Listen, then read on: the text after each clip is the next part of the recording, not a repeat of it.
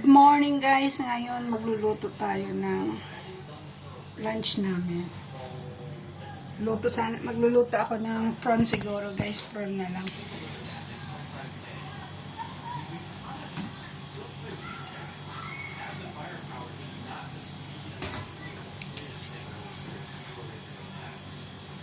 Prawn for today's video.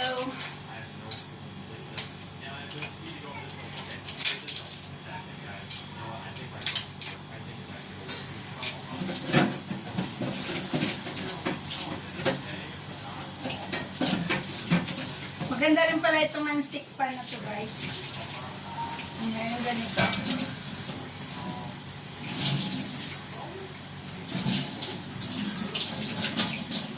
Maganda siyang lutuan ng steak. Steak, mga grilled, ganun.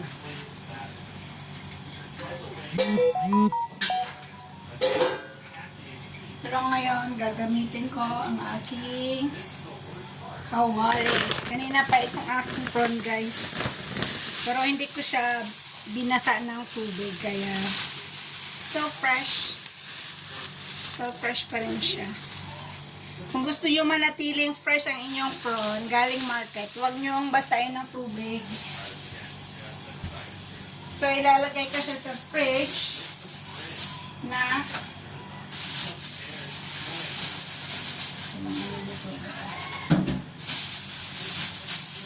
lalagay ko siya, naka-plastic na siya, ganito lang.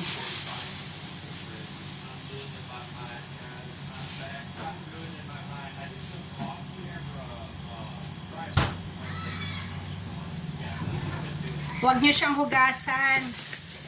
And my hubby bought me again my favorite sap-sap. 1 kilo siguro ito. Lalaki guys. Lalagyan ko ng kamatis. 2 lang siguro lutuin ko.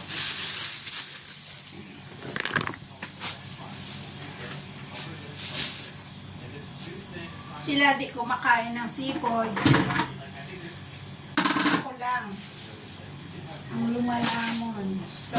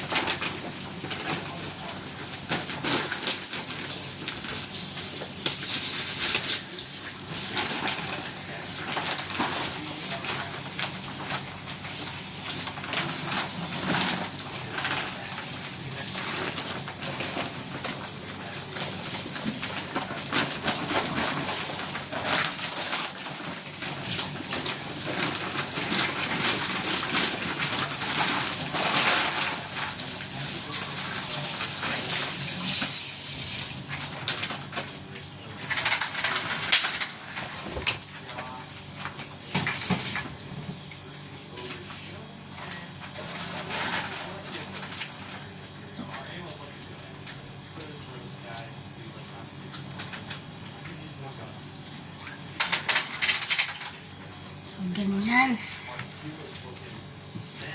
Hugas-hugas din.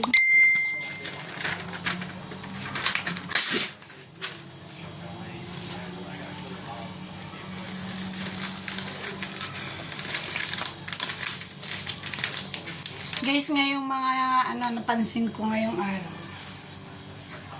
Ang daming mga lamok, mag-iingat kayo sa mga lamok guys. Ugaliin natin maglinis. Yung mga tubig natin, kung may mga stock kayong tubig, lagyan nyo siya ng Clorox para